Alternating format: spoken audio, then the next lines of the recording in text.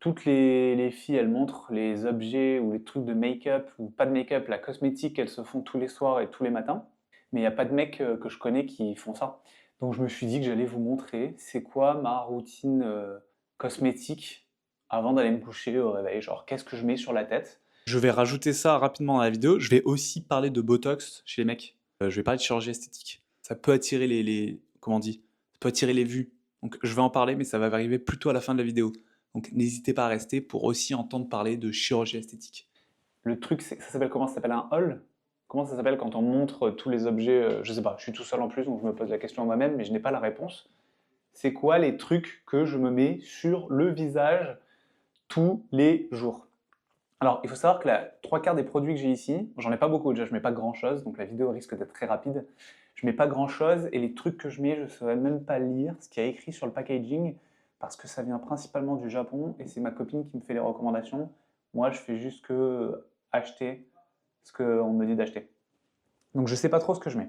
Mais en tout cas, le soir, je me mets, bon là le gel douche, je pense qu'on n'a pas besoin de parler de gel douche, ça dépend. Genre c'est ce gel douche qui m'a été offert par Cyril et Mehdi, des potes à moi, qui sont trop cool, et je l'avais pas fini, Enfin, en fait je l'avais pas utilisé, je l'ai mis dans mes cosmétiques, mais j'ai plein de savons, parce que j'adore les savons. Et j'ai ce truc à la fleur d'oranger, qui vient de Maison des Senteurs. Alors je sais pas si c'est tunisien, je pense que c'est tunisien. Ouais, c'est Made in Tunisia, trop bon. Et sinon, j'adore aussi le Labo. Donc j'ai le savon du Labo. Aucune idée de savoir l'odeur que ça a, mais ça sent super bon. J'adore la marque Le Labo. Le problème, c'est que ça, je le prends dans les hôtels quand je vais à l'hôtel pour le travail. Sinon, j'achète jamais la marque Le Labo. Ça coûte la blinde. Genre ça, je pense que ça doit coûter, je sais pas moi, 30 $. J'en sais rien en fait, je le vole à chaque fois. Mais c'est incroyable le Labo, ça sent trop bon. Donc ça, c'est pour me nettoyer le corps. Ensuite, pour me nettoyer le visage, j'ai plusieurs trucs. Soit j'ai ça, Perfect Whip Beauty Foam. Je sais pas la marque que c'est. Senka peut-être. C'est écrit en japonais partout. J'en avais acheté plusieurs au Japon. Et j'en ai un autre ici. Ouais, j'en ai un autre ici. J'ai celui-là qui n'a pas encore été utilisé. Et ça, je sais pas c'est quoi la différence entre les deux. Le problème, c'est que c'est assez fort. Et moi, je fais de la dermatite séborique. Donc, j'ai des taches rouges ici, ici, ici, ici, et autour des cheveux et sur le crâne, quand je suis stressé, donc assez régulièrement. Et ça a tendance à quand même aggraver ces taches quand je suis stressé. Je le trouve un peu intense ce savon pour le visage. Donc, la deuxième option que j'ai pour le visage, c'est ça. Et ça, c'est ouf. C'est aussi japonais. Ça, c'est ma copine, donc je lui vole. Encore une fois, je pourrais jamais dire la marque. Je sais pas c'est quoi la marque. Roto, peut-être. Roto, il est écrit là. Je sais pas c'est quoi le nom de la marque, mais c'est tellement smooth. Genre, regardez. Je sais pas si on va le voir. Oh, c'est ultra onctueux. C'est agréable. On dit onctueux pour les crèmes, pour les savons? C'est trop agréable. C'est vraiment trop agréable. Il faut que je me lave les mains maintenant. Attendez, je me lave les mains. Mais je peux parler en même temps. C'est super agréable pour la peau. En plus, c'est pas fort pour le visage. Genre, quand je mets ça, je me sens trop bien. J'adore prendre des bains en plus. Donc, je prends mon bain et je mets ma petite.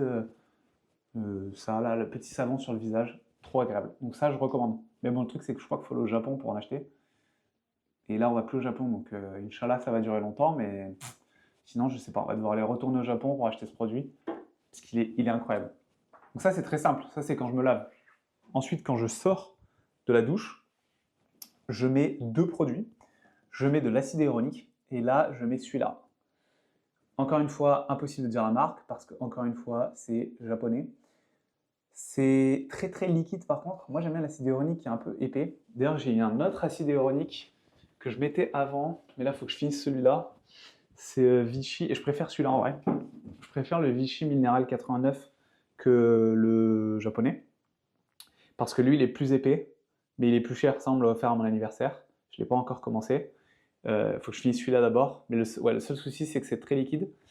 Et donc l'acide hyaluronique, de ce que je comprends, c'est pour la rétention d'eau. Et c'est vrai que quand je le mets, après, j'ai l'impression d'avoir la peau un peu pulpeuse. Donc ça retient bien l'eau dans mon visage.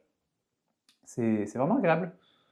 Depuis que je fais ça, je ne rate jamais une journée sans acide hyaluronique. Tous les soirs, je mets mon acide hyaluronique et des fois aussi le matin. Ma copine me dit que je devrais en mettre le matin et le soir. Mais j'en mets que le soir. C'est une bonne sensation. En vrai, j'aime bien ma petite routine Le soir, là, je prends le petit foam que je mets sur le visage, ensuite je mets l'acide hyaluronique, c'est cool. Mais comme je disais, vachement liquide. Et donc des fois j'ai l'impression que, je sais pas, c'est pas la meilleure sensation. C'est agréable, mais c'est pas la meilleure sensation. Tandis que le Vichy Mineral 89, je préfère la sensation un peu plus épais sur le visage, c'est assez cool. Et ensuite, après avoir mis cette chose-là, je mets ça, Curel. Ça, c'est facile, c'est japonais, mais c'est la marque, on peut la lire, c'est Curel. C'est de la crème hydratante, tout simplement. Pratique en plus quand vous voyagez pour l'avion, ça se met partout, ça se met facilement, ça se trimballe facilement. J'aime pas le fait qu'il faut mettre à chaque fois les doigts dedans. Bon, j'ai les mains propres quand je le fais, mais il faut quand même mettre les doigts dedans. Je préfère une crème où tu appuies et ça sort. Parce qu'à chaque fois, mettre ses mains dans la crème, je pense qu'au bout d'un moment, c'est pas très propre. Puis c'est minuscule, hein. C'est tout petit. Et si j'ai pas celui-là, parce que aussi celui-là vient du Japon, on peut l'acheter au Canada, mais c'est beaucoup plus cher qu'au Japon. Au Canada, j'achète The Ordinary. Elle est vraiment pas chère la crème et elle est trop agréable. Là, j'en ai plus, je peux pas vous la montrer. Mais quand j'aurai fini celle-là, je prendrai The Ordinary. En plus, l'acide hyaluronique est directement dans la crème. Elle est super agréable. Genre, tu la mets après, tu as la peau, tu as envie de te la toucher tout le temps, tu as envie de mettre les mains sur la peau. Alors, faut pas mettre les mains sur la peau, hein. Regardez, j'ai trop mis les mains sur la peau, j'ai des boutons. C'est con d'ailleurs, j'ai jamais de boutons. Là, ça fait une semaine que j'ai des boutons et c'est à ce moment-là où je me décide de faire une vidéo pour montrer ma routine cosmétique. Vous allez croire qu'elle ne marche pas et que du coup, j'ai la peau dégueulasse. Mais non, je ne sais pas si ça marche en tout cas, hein. Je ne sais pas si ça marche, mais je trouve ça très agréable. Donc, je mets ça. Et ah oui, je voulais quand même montrer le déodorant que je mets. Bon, ça, c'est le matin. C'est l'Occitane Cèdre Encens.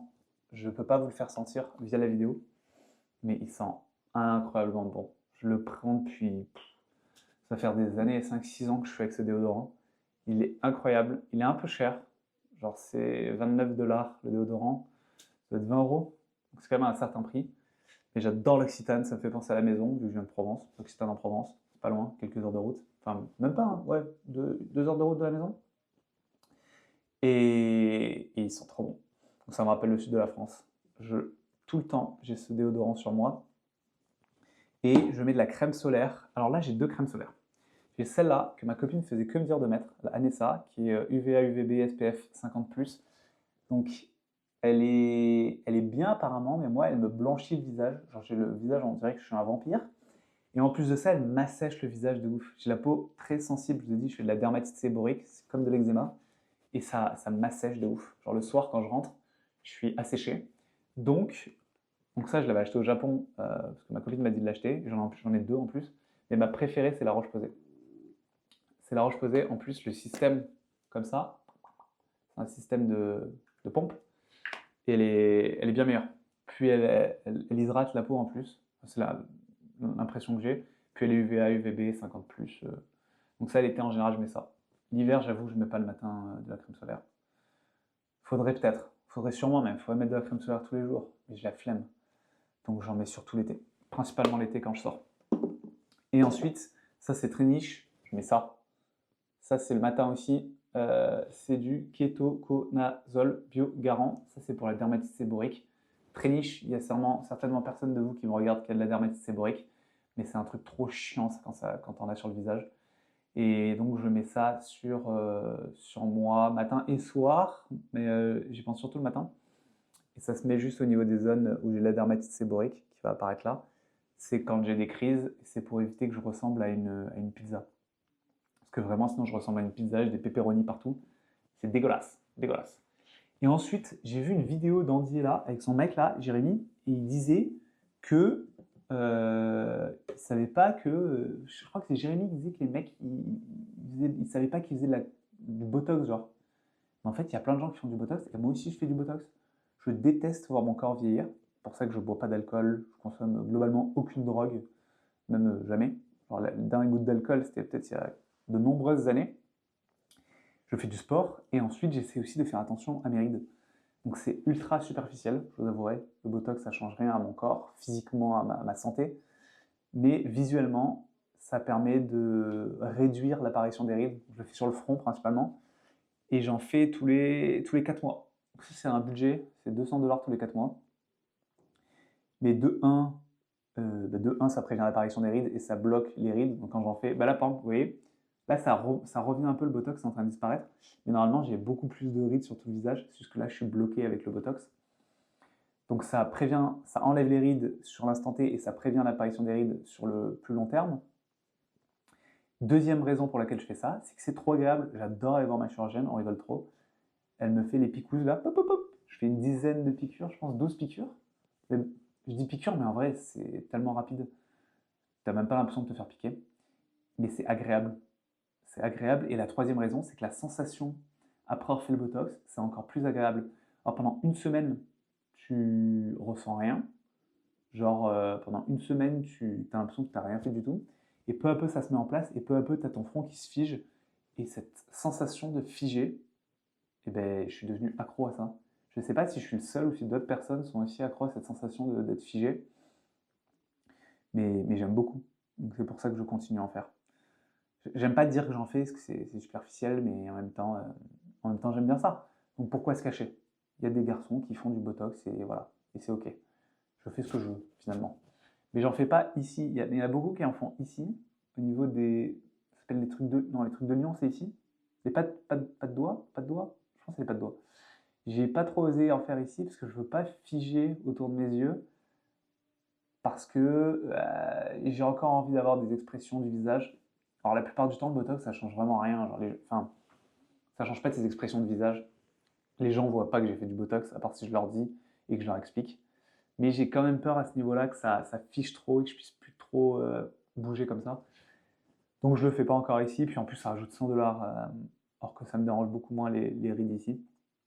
Donc je le fais pas. Je me dis que si je me protège bien avec la crème solaire, je mets bien mes crèmes, je me lave bien le visage, ça devrait être ok. Mais par contre, les rides au niveau du front, il y a toujours eu ça, moi, hein. Depuis des années, ça, je suis obligé de faire quelque chose et de mettre du Botox. Enfin, je me sens obligé. Je ne le suis pas, mais je me sens obligé. Donc c'est tout ça que je fais. C'est pas grand-chose, hein, mais c'est très agréable. Je recommande à toute personne de faire sa petite routine cosmétique, routine lavage de visage et hydratation du visage. Apparemment, c'est bon. En vrai, je m'y connais pas des masses. Je suis aveuglément ce que ma copine me dit de faire.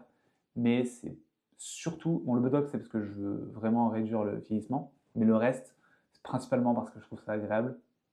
Et juste la crème hydratante, c'est parce que j'aime pas la sensation de peau qui tire. Surtout en hiver au Canada, quand il fait -20 pendant 4 mois, bah, c'est important de. Enfin, c'est agréable de s'hydrater le visage et de sentir que tu peux. Enfin, que t'es pas tiré partout. Et ensuite, j'adore ce truc. Moi, j'ai appelé ça le Bara Cosmetics, ce meuble qui est chez moi. À la base, c'est fait pour la cuisine et c'est fait pour mettre genre les pâtes, les différents ingrédients, les condiments et tout.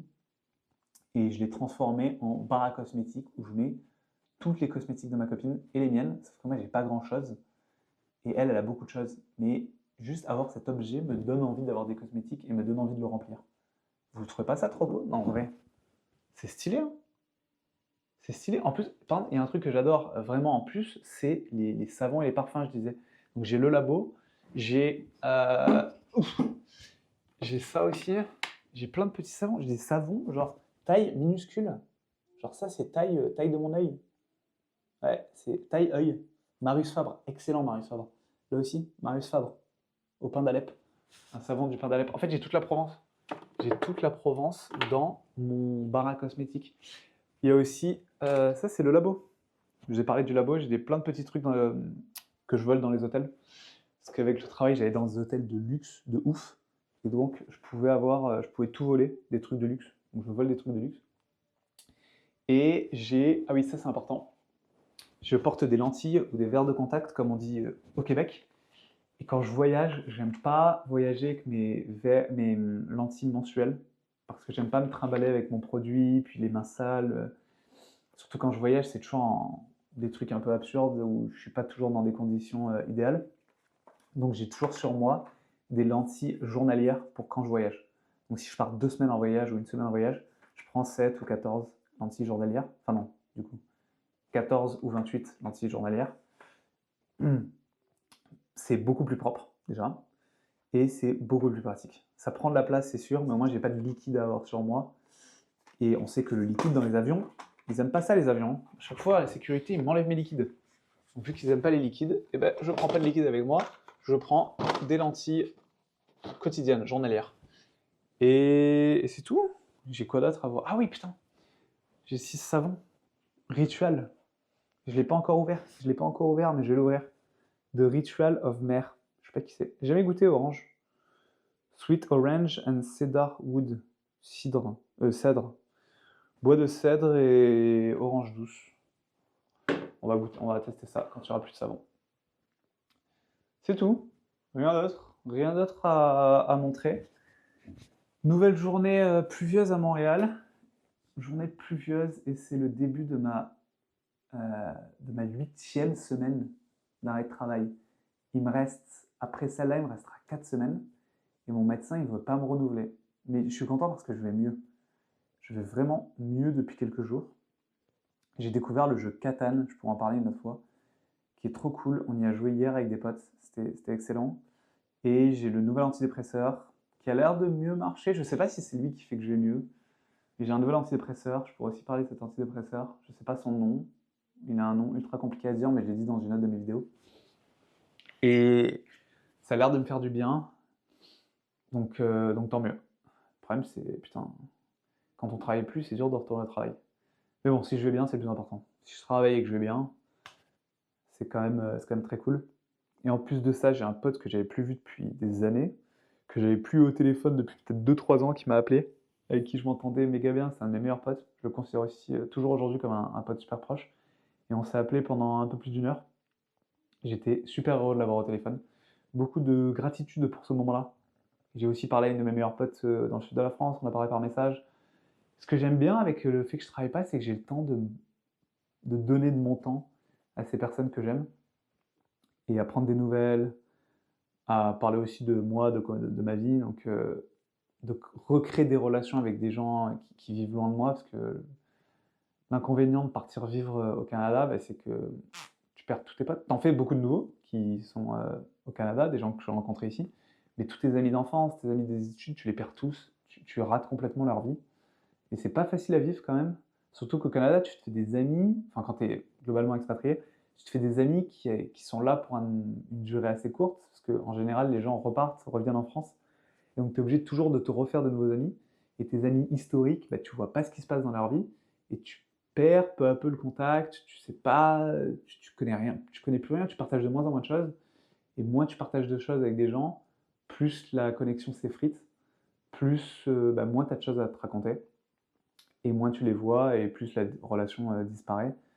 Donc je suis content d'avoir quand même gardé quelques amis avec qui là on peut discuter pendant ces moments où bah, j'ai du temps à leur donner et j'ai de l'espace mental pour leur parler parce que même si j'avais eu du temps pendant que je travaillais, j'avais pas d'énergie dans les moments où je travaillais pas pour prendre des nouvelles de quelqu'un, tout simplement, j'avais tout simplement pas d'énergie du tout. Je pouvais même pas faire ces vidéos YouTube. Oui, et là je peux les faire. Et je regarde aussi beaucoup de films. Là j'ai regardé The Life of Chuck. Excellent. Incroyable ces films. Je ne saurais pas. C'est philosophique, ça parle un peu d'astronomie, c'est poétique, c'est basé sur une histoire de Stephen King. Bon, je m'en fous un peu de Stephen King, mais vraiment incroyable. The Life of Chuck, c'est sur Canal, sur la plateforme La Canal. C'est fou. Je l'ai regardé hier soir, je l'ai fini ce matin. Incroyable. J'ai regardé Un prophète de Audiard, aussi trop bien. Je retrouve ces plaisirs de regarder du cinéma que j'avais plus, que j'avais perdu. Alors que j'étais un grand cinéphile, enfin grand cinéphile. J'adorais regarder des films à l'époque, il y a genre 10 ans en arrière. Donc là, je re-regarde des films. Je retrouve ce mois d'il y a quelques années. C'est trop bien. Voilà, voilà. Est-ce que je ferai un montage? Il faudrait peut-être que je fasse un montage. Il faudrait vraiment me dire si vous regardez cette vidéo, si vous aimez le fait que je fasse pas de montage. Parce que je fais vraiment pas de montage. Je me dis, ça va faire chier un grand nombre de personnes. Mais en même temps, on veut plus du contenu qui va vite, on veut du contenu un peu plus artisanal, un peu plus moins IA, rapide et tout. Donc c'est pour ça que je fais aucun montage. Et je sais pas si ça plaît ou pas. Je sais pas si le contenu lent comme ça plaît vraiment. Certaines personnes me disent de faire du montage, d'autres personnes me disent continue de faire comme tu fais. Et j'en parle beaucoup dans mes vidéos. Mais vu que j'ai pas encore beaucoup de vues, je sais pas ce que les gens préfèrent. Donc si jamais cette vidéo fait un peu plus de vues, bah, n'hésitez pas à vous abonner et à commenter en disant est-ce que vous aimez qu'il n'y ait pas de montage, vous préférez qu'il y ait des montages, peut-être c'est chiant. Déjà, il faut arriver à la fin de la vidéo pour entendre cette question. Je ne sais pas s'il y a beaucoup de gens qui arriveront à la fin de la vidéo. Et si jamais ça arrive, dites-moi. Voilà. Sur ce, je vous souhaite une bonne soirée et je vous dis ciao, bye.